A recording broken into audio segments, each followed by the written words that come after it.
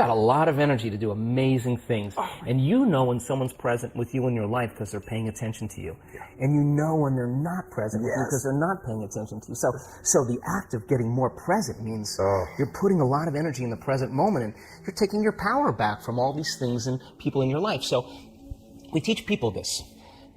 As they start breaking through and they start being able to unfold into this field as an awareness, and they're not putting their attention on their boss or their ex or their wife or their kids or their cell phone or their WhatsApp or their Facebook, they're not thinking at all. So then, as they're sensing the space, they can't think. And if you can't think, you can't analyze. And if you can't analyze, the analytical mind is what separates the conscious mind from the subconscious. You just open the door. Wow. And so now you can reprogram in there, right? So then, it's so important then that of the infinite places you can put your attention, let's put it on your heart. Now, where you place your attention is where you place your energy. Why? Because we want this center to bloom. 1,400, 1,300 different chemicals that restore and regenerate the body. Let's breathe. Let's open this up. Let's practice this. Let's start learning how to lead with our heart. A different consciousness. Yeah, in the beginning, it's a little difficult, but you stay with it and you practice it. Pedal by pedal by pedal, you're placing your attention there, you're putting your own life force back into your heart, you're turning your love inward, and the body will start responding. And in a week's time, if we're doing that 3 times a day or over and over again, sooner or later that thing's going to start blooming. And just like when your sexual organs are aroused and they're engorged with blood, this center, when you start feeling love, you make a chemical called oxytocin. Oxytocin signals nitric oxide.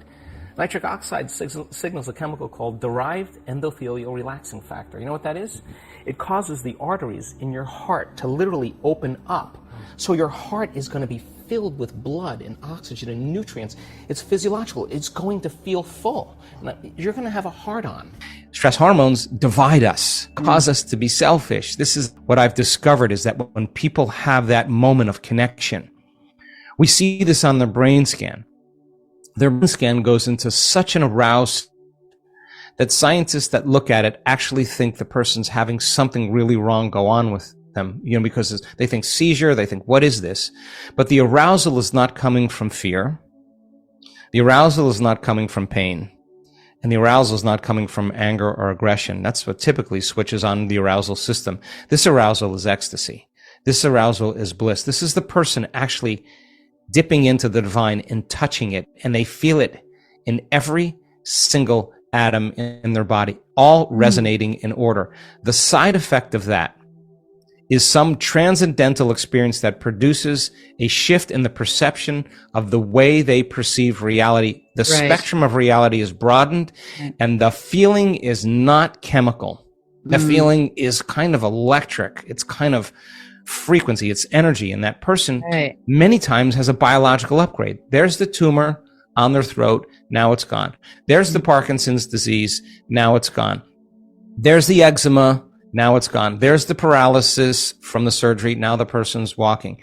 Their interaction with energy and frequency is causing a part of the brain called the autonomic nervous system, the limbic brain, is resonating in such high frequency. Remember, stress is autonomic dysregulation. This is high amount of autonomic regulation, and every cell in the body is getting informed with more wholeness, more oneness, more love, and the cells emit more coherent light and information, and the person all of a sudden realizes never was outside of them. So the journey back to source, the journey back to oneness, the journey back, everybody gets to, you can be anybody you want to be in 3 dimensions. You can be any character you want to be in the virtual reality experiences, the simulation that we're experiencing. That once you understand that formula, and once you know how to create that kind of brain and heart coherence, the side effect of that is a change in biology, neurologically, chemically, hormonally, genetically. We've measured it. We've seen gene regulation changes in 4 days.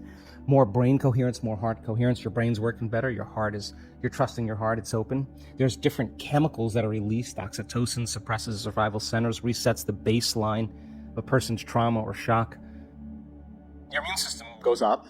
You lengthen your telomeres. We've measured that too. So you're changing the future of your body. You're extending your life.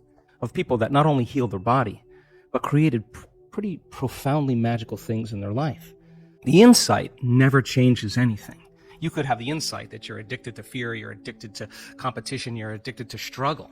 But that really means is that we're addressing reality matter to matter. And we're at one point of awareness, one point of consciousness, and we're putting our attention on another point of consciousness, a future, an outcome. And the only way we know how to get there, when we're matter trying to change matter, is that we force, we control, we predict, we fight for it. Because that's how you are when you're living in survival. So then we have to move our bodies through space, and that takes time. So we think if we rush, that we're actually going to get there faster. But more and more of the rushing creates more of the addiction of those emotions, because the adrenaline that's released is actually an arousal. So a person is using the conditions, the problems, the situations in their life to reaffirm their addiction to some emotion. To me, that means we become addicted to the life we don't even like. And so that's why change is so hard. So then let's offer another alternative. Well, when you begin to create from the field instead of from matter, the only way you can do that is you have to learn how to take all of your attention off your body and become a nobody. Take all of your attention off all the people in your life that you give so much of your attention and energy to because you have an emotion associated with them. And get beyond all the people in your life and go from a someone to a no one. Now, if you've worked your whole life being a someone, or if you've been working your whole life thinking that you're your body, you're going to have to work a little harder because that's your identity. Sure. That's what you're associated with. So then you have to go get beyond all the things in your life, your cell phone, your computer, your car, and literally go from something to nothing. You have to take all your attention off the place you work, the place you live, the place you need to be, the place you're sitting, and go from somewhere to nowhere. You got to stop thinking about the predictable future and the familiar past and go right into the present moment and go from some time to no time. And if you do that properly, you become pure consciousness. And that's how you enter the field. Now, we've done the research on this. We call it getting beyond the self. Now, once you are pure consciousness, you're taking all of your attention off this three-dimensional reality. Now, where you place your attention is where you place your energy. So if you've taken all of your attention off of everything material, there's only one place you're going to wind up, and that is the immaterial realm called the quantum field, an invisible field of energy that unifies and connects everything material.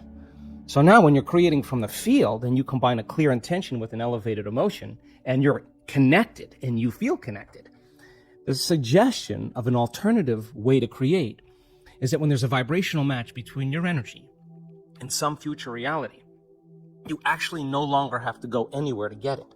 You're actually the vortex, and you will collapse space and time and draw the experience to you. Now that, to me, is a lot more fun, because the experience is the unknown. You can't predict when it's going to happen or how it's going to happen, because if you can predict it, it's the known.